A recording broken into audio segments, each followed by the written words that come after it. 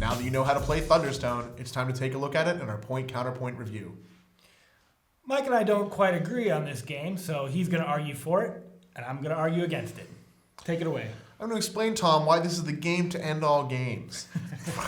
Primarily, it's because it's the most dynamic deck-building game on the market. This one takes the core mechanics from Dominion, throws in some variables, which sounds like it's just fluffing things up. You know, it sounds like inelegant design, something I'm not a fan of, but in this case, it works. When you add in the light and the light penalties, you add in magical and physical attack, you add in weight for the weapons, a wide variety of different spell effects that uses these variables. You have gold. You have all these different stats on the cards. It doesn't just add complexity; it adds depth. So, because of all the different variables on the cards, because of all the different kind of things you're juggling with your turn, it really means that the game becomes more dynamic than the other deck builders. With the Monster Hall and monsters coming out that are immune to magic, take half magic, immune to physical, kill a certain number of heroes, can't be fought without a certain number of heroes. All these different kind of twists on it make it so that you have to make your deck adaptable. You have to, on the fly, be able to integrate new things in your deck. Halfway through, something starts pumping out diseases, you need to get yourself a cleric. Yep. And it's that kind of gameplay, that strategic, and at the same time, very kind of flexible, very kind of in-the-moment gameplay that draws me to Thunderstone again and again. Everything you say is true about Thunderstone. And especially when you're comparing it to the games that came before, particularly Dominion. But this is Thunderstone Advance, Mike. Thunderstone Advance made a few key changes between Thunderstone and this one. It wasn't that long ago that Thunderstone was released. But some of those key changes sort of fundamentally changed the gameplay, and I think in a bad way. Here, let me tell you why. Stick with me here. This is a long one. So, one of the primary changes they made was the range of monsters that you see. Agree? Sure. Okay.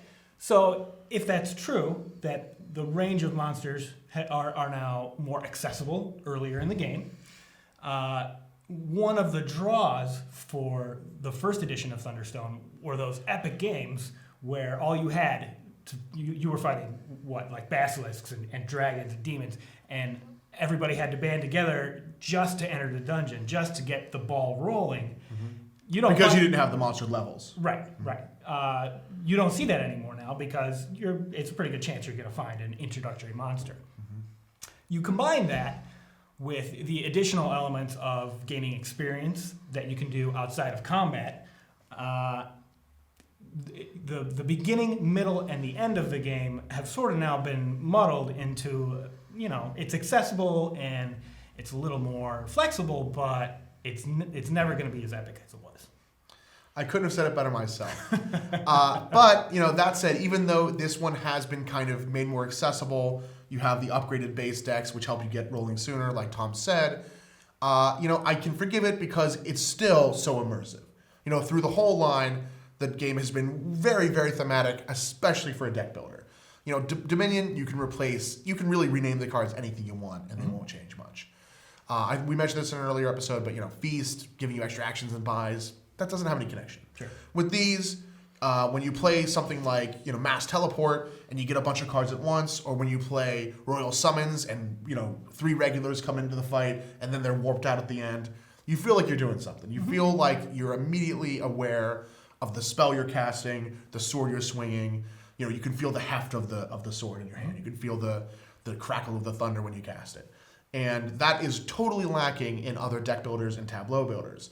They're great mechanically, but they just totally fall flat thematically. This one combines both into a beautiful package. Can't deny that. Part of the reason it is so immersive is the different options that you get with like the symbols on the cards, the cost it's going to generate in your hand, and the weight versus the strength that you're going to carry it. But I also think that's kind of a con. It feels like they just missed the final stage of development on this, because it is a little bit easy to confuse. It's going to take you a few plays to just remember that on an item, that little package symbol right there, that's weight. But on a hero, well, regular, but still, that symbol is strength. And you have the same kind of thing with the cost to buy it versus the amount it's going to generate in your hand, and the other one, text on the card. Because you're looking for physical attack or magic attack, you're looking to build your combat power. That's a statistic, but it's incorporated into the rules text of the card. It's just a little counterintuitive to find it there. Yeah, I'm surprised that one made it through to advanced. Yeah. But you know, all that said, Tom, the game just has so much flexibility to it. You can play it in a variety of different settings. The rulebook has like 5 different variants that you can use.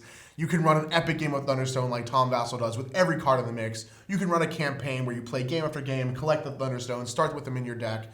You can do a random dungeon or a pseudo-random dungeon. There's just so many ways you can set the game up, so many ways you can play it. It's good for anybody. It is good for anybody if you can get past the setup phase. I think everyone who plays this is going to agree it takes just way too much shuffling and unmixing and pre-deck generation, the random deck generator. Mm-hmm. There's just too much of that for the gameplay. Setup time takes too long. Yeah, I can't argue with that. It really does take a really long time to get into the game. But on the whole, the game is still super fun. I love it. I think Mike Elliott hits another one out of the park for me. It works really well. All the variables coalesce into a really deep game. Every time feels different. I could run the same few heroes several games and still feel like I'm doing something fresh. Always feel like I'm building a cool engine. For me, perfect 10 out of 10. Wow. That's right.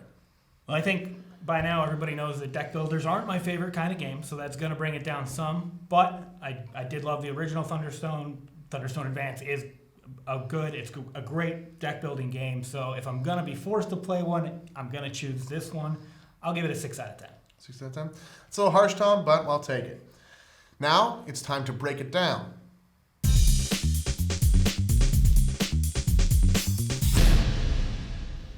This is the breakdown of Thunderstone Advance from AEG and designer Mike Elliott. The time it takes to play Thunderstone will vary. Setup takes a long time, and the more players you have, the longer the game will take. But in the long run, you're going to average about 2 hours a game, so we give it 65 long and 35 short. The turns move very quickly, but you're not doing much on your opponent's turn, so it's an even 50-50 split on the fast-slow scale. We give it 20 luck because the order the monsters come out is random, and especially in the early game you can get a good or a bad draw, but otherwise it's all skill-based, so we give it 80 skill.